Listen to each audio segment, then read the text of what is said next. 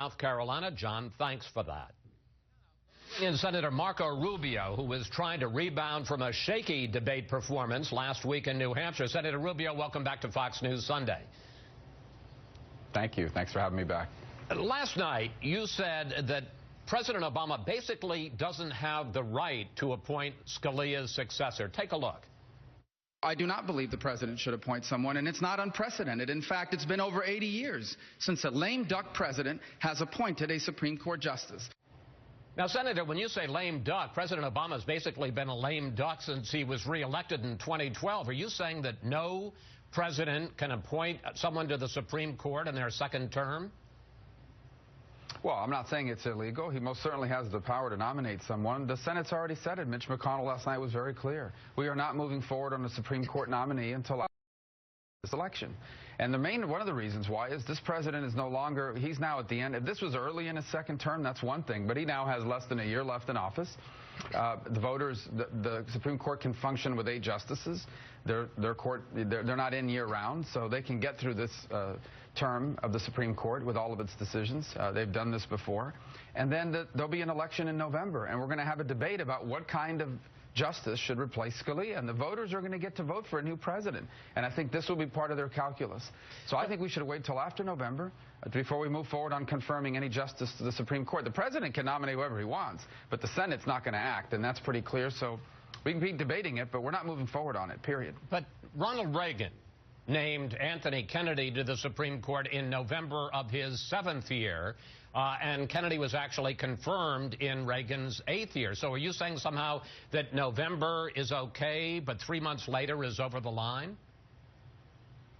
Yeah, again, I mean, it doesn't really matter what they've done. Reagan did back in '87. It was in '87 when he nominated him. And so obviously it was still earlier in the year. If this was November, October, or September of last year, where the president had more than a year left in office, then perhaps this would be a different discussion. But he now has basically about 11 months, 10 and a half months left in office. We have an election coming up. There'll be a debate over what the Supreme Court justices should be like.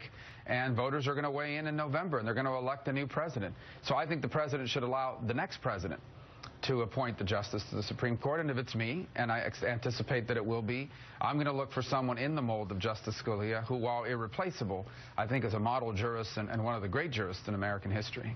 Last night, you also got into quite a battle again with Senator Ted Cruz over immigration. Here's some of that. You know, the lines are very, very clear. Marco right now supports citizenship for 12 million people here illegally. I oppose citizenship. Look, this is a disturbing pattern now, because for a number of weeks now, Ted Cruz has just been telling lies. Right. He lied about Ben Carson in Iowa. He lies about Planned Parenthood. He lies about marriage. He's lying about all sorts of things, and now he makes things up. Senator, what do you think of Ted Cruz? I like Ted, but in this campaign in the last few weeks, he has kind of developed this disturbing pattern of telling things that simply aren't true. Just this week alone, he had an ad pulled off the air because it lied about sanctuary cities and immigration. He has also, by the way, lied about my position on marriage, my position on Planned Parenthood. We all saw what he did to Ben Carson. He keeps acting like it was just a whisper campaign. These were paid robocalls that were being made out to his activists in Iowa, telling them to inform people at the caucus sites that Ben Carson had dropped out. Donald Trump made an allegation last night. I don't know if it's true or not about those sorts of robocalls happening here now. And then he portrays himself as some sort of immigration purist. Though he's always been strict on immigration. That's just not true. When it comes to the issue of people that are in this country illegally, he argued passionately in favor of doing something for them, like legalizing them and bringing them out of the shadows.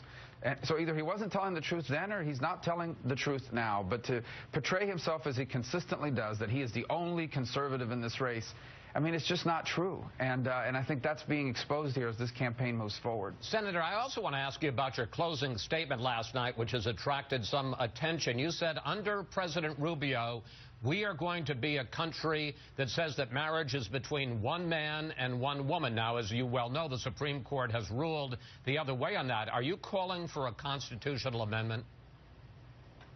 No, you're going to have a president that says that marriage is between one man and one woman. Ultimately, the decision to define marriage and to regulate it especially has always belonged to the states. It doesn't belong at the federal level. I think the Constitution already says that. The Constitution is pretty clear.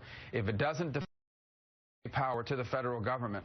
It doesn't belong to the federal government. But wait a minute. That's why the decision by the Supreme Court on this issue is wrong. But are you going to try to overturn the Supreme Court's decision? I mean, that is the law of the land. A president can't overturn a president cannot overturn a Supreme Court decision. I can tell you that I believe we need more justices like Scalia, and any justice, irrespective of their personal view on the issue of the definition of marriage, who is someone who's going to apply the Constitution as originally meant by the society that wrote those words at the time, would tell you that the issue of marriage, regulating it and defining it, has never belonged to the federal government. That court decision of Bergefell should be overturned on the basis of the Constitution. If you want to change the definition of marriage, go to your state legislature and have the debate there. I believe it should be between one man and one woman. I'll engage in that debate. But ultimately, your elected representatives at the state level will decide it. It doesn't belong at the federal courts, and that decision should be overturned. But again, a president can't overturn a Supreme Court decision. Senator, as you know all too well, one of the big stories going into last night was your, I think you'd agree, shaky performance in the debate in New Hampshire. Do you think that last night you undid the damage from that debate? Should people who suddenly began to worry, is this the guy we want to put up in the general election against the Democratic nominee, have you eased those concerns? Yeah, Chris, if you followed, as you have now, and you've been part of 2 of them, we've had 9 debates, and in 8.75% of these debates, I've done very well, according to everyone who watches them. I had 1 bad answer to questions, obviously, because the voters of New Hampshire opine that way, and I took responsibility. It happens. But I'm very proud of my debate performances consistently throughout this process, and again last night. And here's the key. If I'm the nominee, I look forward to debating Hillary Clinton or Bernie Sanders. And one of the points I'm making is I should be the nominee, because not only am I as conservative as anyone running, I am the conservative that wins. I consistently beat Hillary Clinton poll after poll, and I think last night with the passing of Justice Scalia, we are reminded of how important this election truly is, how high the stakes are, and why we must win. I am the conservative that unites the Republican Party, that grows it, that wins this election, and that begins the important work of undoing the damage Barack Obama has done to us. Senator, you and your former mentor, Jeb Bush, are in a battle, at least right now in the polls, for 3rd place in South Carolina for who's going to be the leading establishment candidate coming out of South Carolina. You say that he has no foreign policy experience, but he's been firing back recently. Take a look. Marco can say that he has a record, but what would it be? That he goes to committee hearings and talks to people?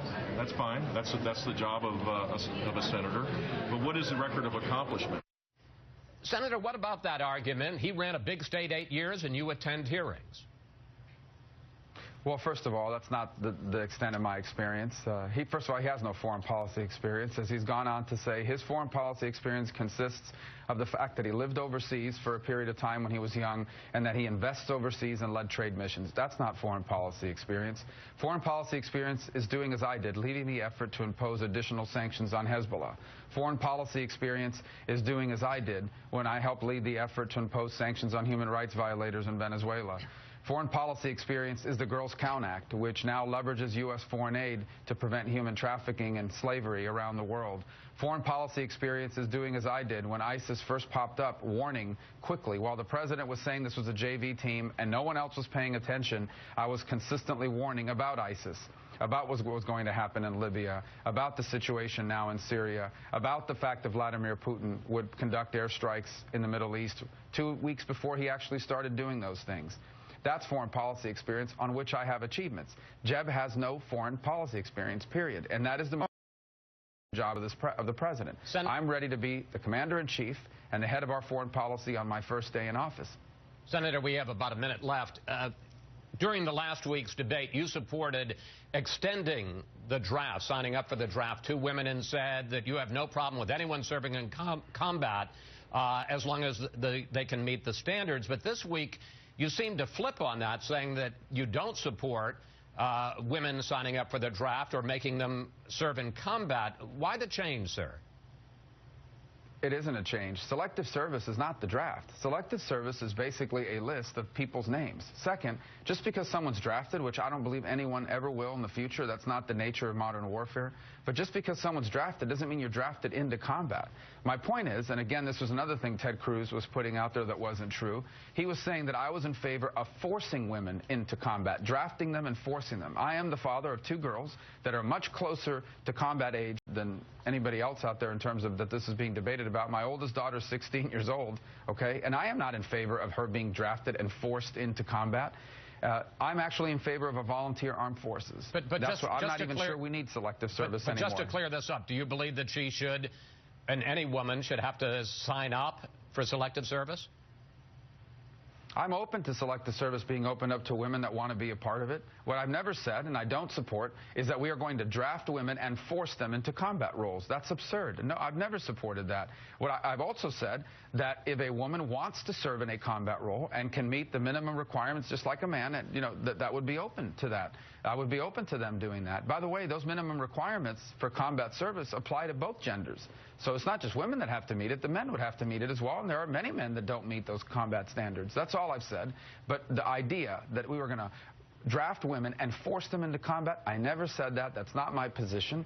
And all is selective service is just a registry of names for a draft that's never going to happen. So I don't even know why we still have selective service. Senator Rubio, thank you. Thanks for making time for us. And, of course, we'll follow how this week goes for you and all the other candidates in South Carolina. Thanks, sir. Thanks, sir. Thanks, Chris.